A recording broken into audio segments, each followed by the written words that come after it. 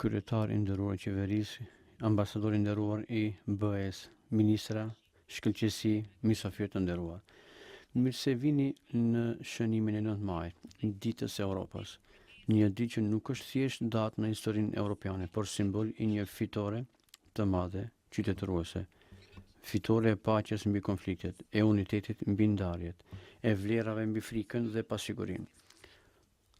Parolla e këtij viti, fitore, parime dhe vlera, na kujton se Europa nuk është ndërtuar vetëm me marrëveshje dhe institucione, por para se gjithash mbi besimin se dinjiteti, liria, demokracia dhe solidariteti janë themelet mbi të cilat krijohet një ardhme e qëndrueshme. Për ne si shtet, rruga europiane nuk është thjesht përcaktim politik, është zgjedhje vlerash, zgjedhje e një sistemi ku institucionet u shërben qytetarëve, ku sundon ligji dhe ku ardhmja ndërtohet mbi parime. Sot më shumë se kur është e rëndësishme të kujtojmë se forca e idesë europiane gjithmonë ka qenë në aftësinë e saj për të bashkuar. Me nder të veçantë, më lejoni që fillimisht të ftoj ambasadorin e Bashkimit Evropian Mihalis Rokas, t'ju drejtohet. Urdhëroni.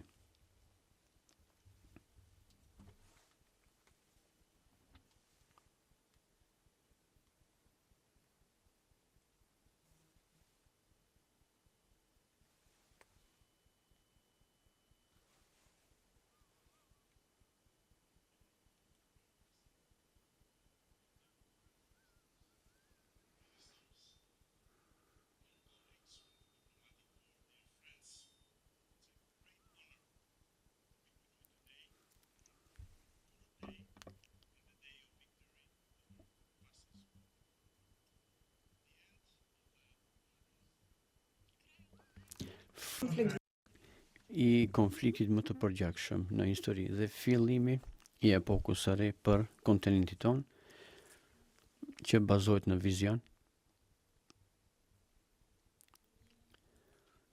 të ministrit francez të jashtëm Schuman, i cili parashikoi Europë të zhvilluar. Prandaj sot e përshëndesim vlerën dhe guximin atyre që luftuan dhe viktimat që ranë si dëshmor. E kujtojmë jo vetëm fundin e luftës, por edhe lindjen e Bashkimit Evropian.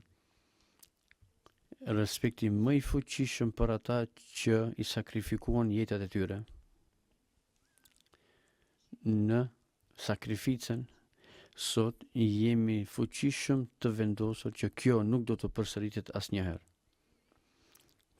Ky është rast që të kujtojmë leksionin që i kemi mësuar nga historia e gjatë e konflikteve në kontinent, sidomos në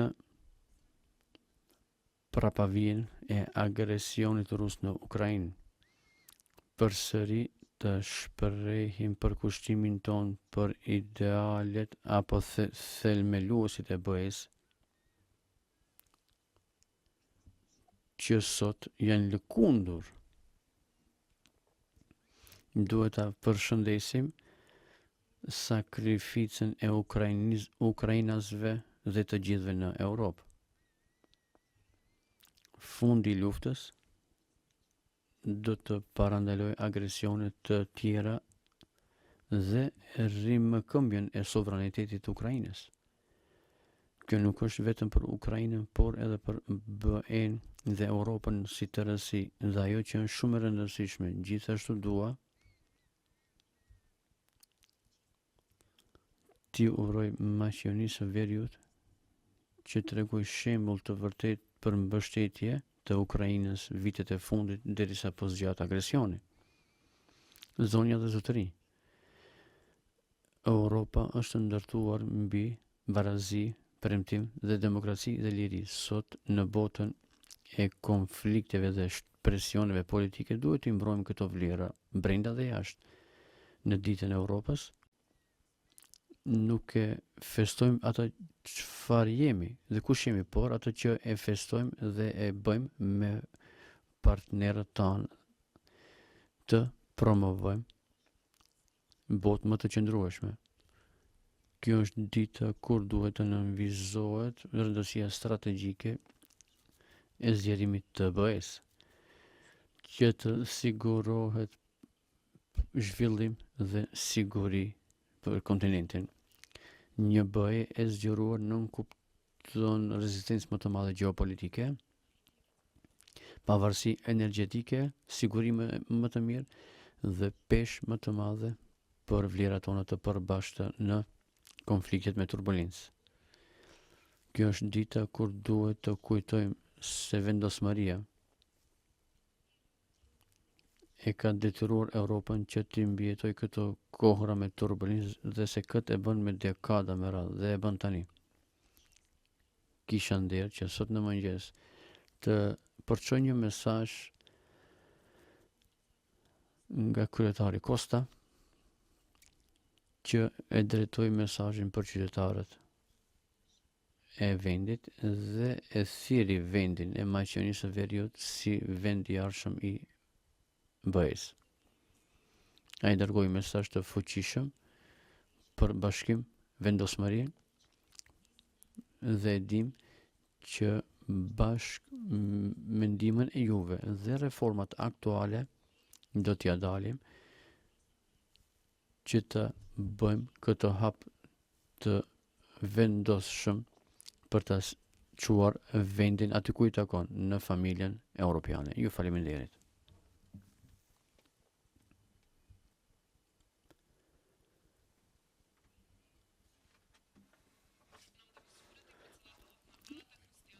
Tani e ftojmë për fjalim kryetarin e qeverisë Kristian Mickoski.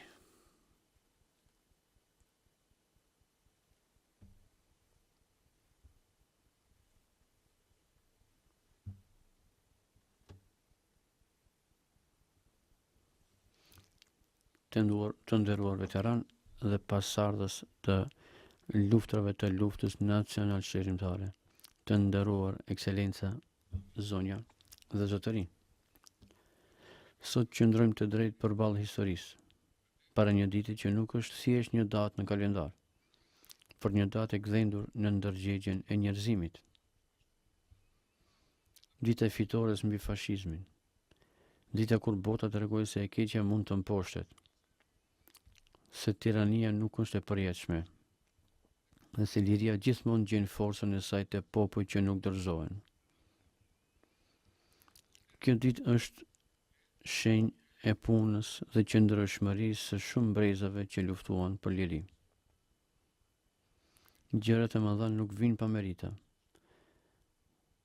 Dhe kur bëhet fjalë për atë dheun ton, do të pajtojnë se çdo hap i madh i komiteve, vojvodave dhe partizanëve ton është shkruar në faqet historike me shumë sakrificë, kryengritje, rebelime dhe me dëshirë të palëkundur dhe krenare për një shtet dhe liri të vetëm. Nuk ka popull që ka arritur këtë qëllime pa shumë pengesa, por rruga jonë e pati rrugën më të gjatë, përmes së cilës erdhi shteti. Ne Maqedonasit e kuptojmë shumë mirë çmimin e lirisë.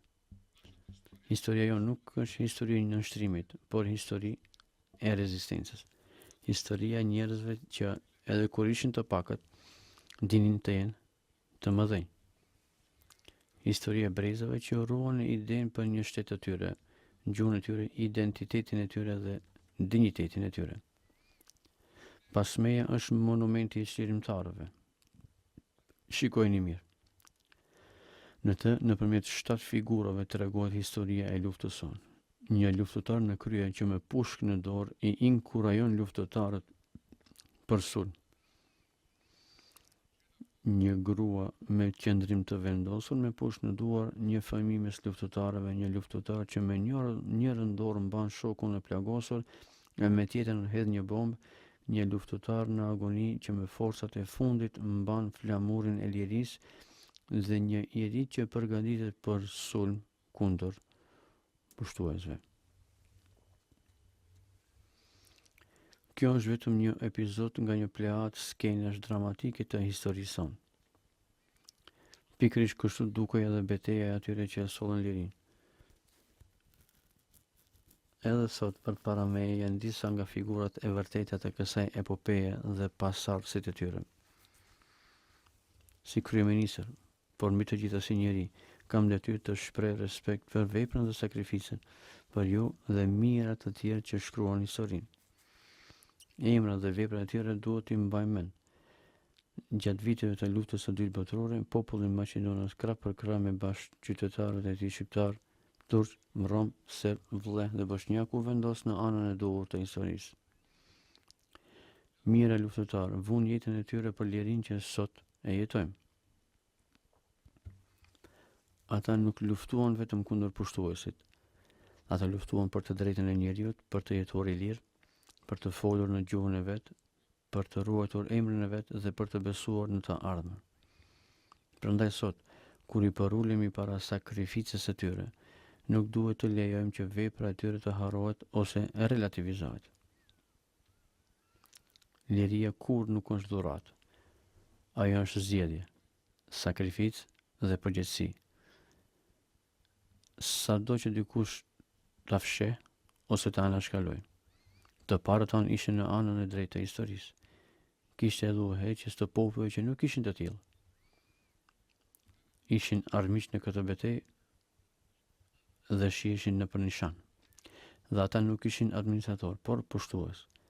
Unë, pa asnjë paragjykim, e shoh gjithë këtë si fakte historike, qoftë e pranoi dikush apo jo.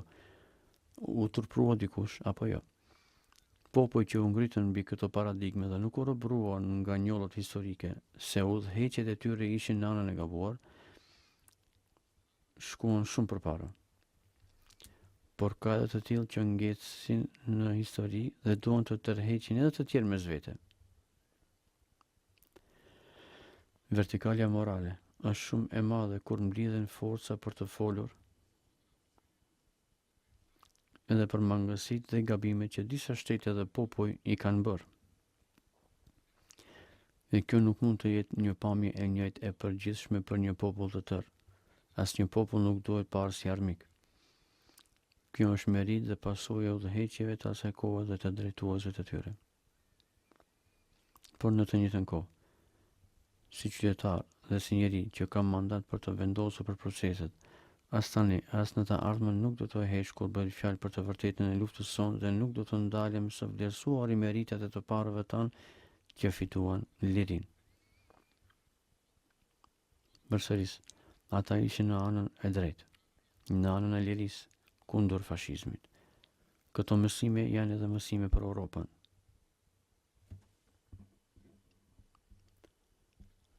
Europa e mësoi këtë në mënyrën më të vështirë. Nga ranuajt e luftës lindi ideja e bashkimit evropian, jo si projekt politik i burokratëve, por si betim civilizues, që kur më popujt të mos shkatërrohen mes veteve. Evropa e solidaritetit, vlerave dhe parimeve. Dhe çfarë janë parimet nëse jo rregullat që duhet të vlen për të gjithë, norma që duhet të sjellin prosperitet dhe të ardhme. Ne besuam në këtë dhe ende besojmë se Europa është rruga jonë e vetme. Atë i nuk ka të ardhme tjetër dhe shans për sukses përveç integrimit në Bashkimin Evropian. Por gjithashtu, të mos gënjehemi. Ekziston edhe një përvojë e hidhur nga shumë tërheqje, pengesa dhe mosmarrëveshje të paarsyeshme në këtë rrugën tonë. Kjo frustron thellë kur parimet thyen pikërisht mbi shpinën e atyre që kërkojnë parime dhe shans të drejtë. Po ashtu dekurajon indiferenca e shumë shteteve më të mëdha ndaj këtyre episodeve të padrejtë të popullit dhe shtetit tonë. Unë nuk e shoh Europën vetëm si gjeografi. Europa duhet të jetë vlerë. Europa është besim në dinjitetin njerëzor, në demokraci, në sundimin e ligjit, në respektin për dallimet dhe në të drejtën që çdo popull të ecë lirshëm në rrugën e vet. E kuptoj që Europa sot përballet përsëri me sfida, luftra, ndarje, radikalizëm, pasiguri ekonomike dhe krizë besimi. Në kohë kur përsëri dëgjohet gjuha e urrëties, detyra jonë është të jemi zëri i arsyes, stabilitetit dhe unitetit. Duhet të bisedojmë dhe të përpiqemi, sepse vetëm kështu mund të arrijmë zgjidhje. Por jo zgjidhje që do të lënë barë të mëdha pasardhësve tanë, por zgjidhje të qëndrueshme për të ecur përpara. Çdo kush që më njeh mirë është i bindur se sa të ketë boshllëqe dhe sjellje jo shtetërore në establishmentin ton politik, e di mirë se tregtia me identitetin, tregtia me dinjitetin ton, në këmbim të përfitimeve personale ose politike, siç ka pasur në historinë ton të re, unë kur nuk do ta bëj. As nuk më ka shkuar në mendje një gjë e tillë. Ky qëndrim im i pengon disa, por edhe ata e dinë se nderi nuk ka çmim dhe se unë kur nuk do të shkaktoj ndonjë dëm për shtetin tonë.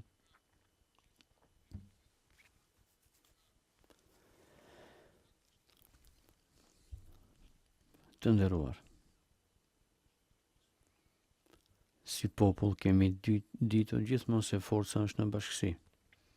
Në historinë tonë ka pasur momente kur kemi qenë të ndarë, të zgënjur dhe të përjashtuar. Por sa herë që kemi qenë të bashkuar rreth shtetit, rreth popullit dhe rreth së ardhmës, kemi fituar. Sot na duhet pikërisht kjo, bashkim.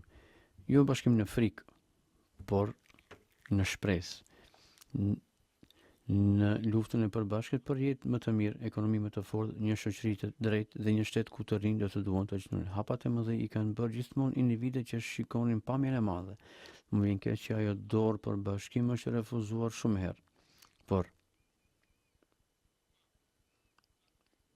ka edhe politika të tillë që të arrin deri në bashkim, duhet të dinë se patjetër duhet të ecin përpara, e jo të qëndrojnë në vend dhe të shkojnë mbrapa. Të mos refuzohet biseda, të mbyllur në rrethet e veta dhe plotësisht të shkëputur nga realiteti duke mos parë. Mediokritetet nga radhë të tilla krijojnë shkëlqim hipokrit që mund të shihet edhe në deklaratat e kritika se janë për unitet dhe integrim evropian, por nuk votojnë asnjë ligj nga agjenda reformuese që është prioritet i së njëjtës Europë. Ky nihilizëm krijon urrëtie, por edhe një rre ku as vetë nuk mund të njihen. Dhe humbja e tyre, apo endja e tyre në hapësirë të tillë shihet në ndryshimin dhe inkonzistencën e qëndrimeve. Shpesh qëndrimet e tyre për çështjet kyç ndryshojnë nga mëngjesi në mesditë. Dhe shpesh ndodh që para syve bëhen të verbër e para veshëve të shurdhur.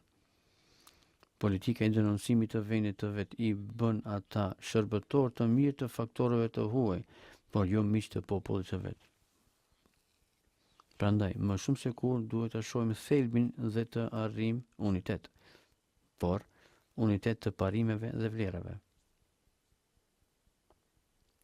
Të nderuar, lufta jonë sot nuk është me armë.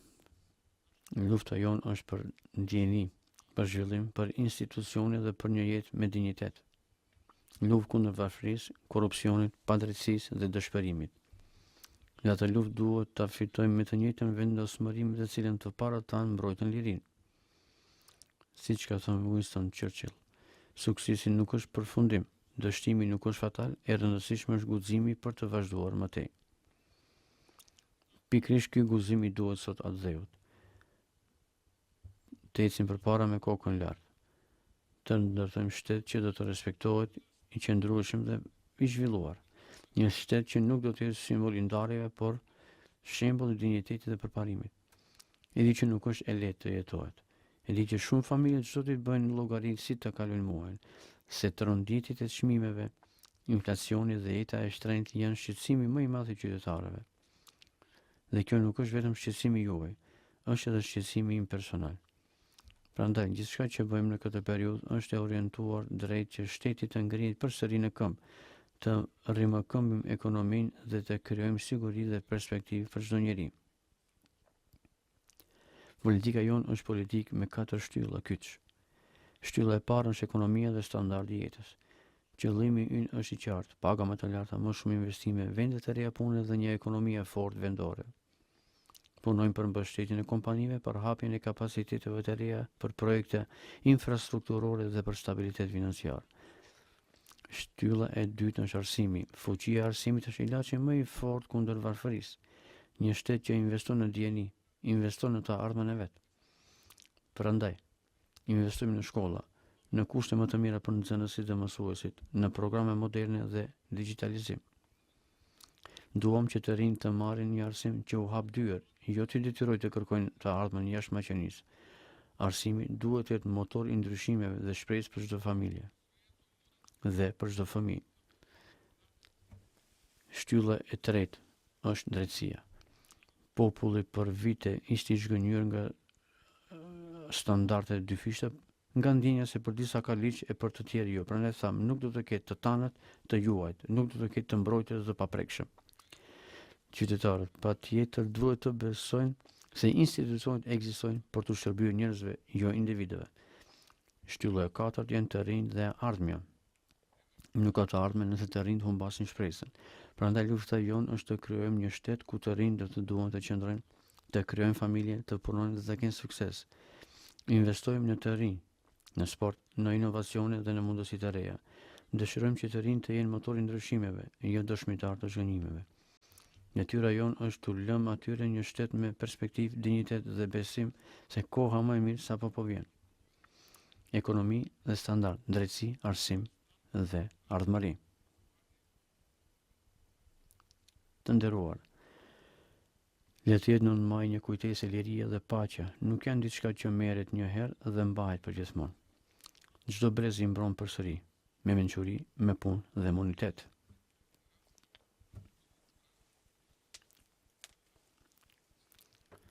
Sot, kur i përulemi para sakrificave që mposhtën fashizmin, nuk duhet të harrojmë një të vërtetë të madhe. Liria kur nuk është dhuratë, ajo është zgjedhje, është luftë, është sakrificë, dhe çdo brez ka detyrë ta mbrojë përsëri, me mençuri, me unitet dhe me humanitet.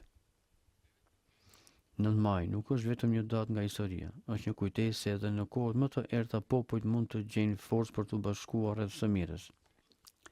Se urrëtia dhe ndarjet kur nuk duhet të jenë më të forta se dinjiteti dhe shpresa, dhe se Europa nuk u krijua vetëm nga marrëveshje dhe institucione, por nga lotët e nënave, nga sakrifica e heronjve dhe nga ëndra që e keqja e luftës të mos përsëritet kurrë.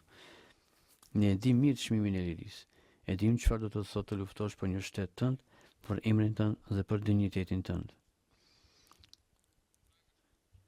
Dhe për këtë arsye, sot dërgojmë mesazh që qëndrojmë në anën e paqes, lirisë dhe vlerave europiane.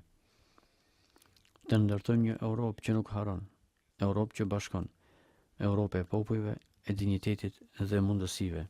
Por mbi të gjitha, të ndërtojmë një shtet si shtëpi, ku çdo njeri do të jetojë me shpresë, siguri dhe besim në të ardhmen. Lavdi heronjve që mposhtin errësirën. Lavdi për idenë e lirisë, po vjen koha e së ardhmes së Maqedonisë, krenare, e drejtë dhe europiane. Zoti e bekoft Maqedoninë, Zoti e bekoft Bashkimin Evropian. Ju faleminderit.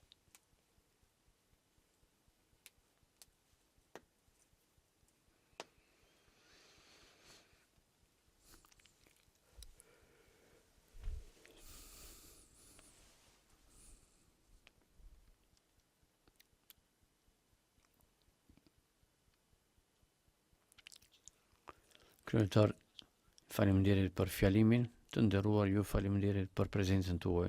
Me këtë edhe e përfundojmë pjesën zyrtare të fjalimeve, ju lut delegacion të ruajnë këtë orar.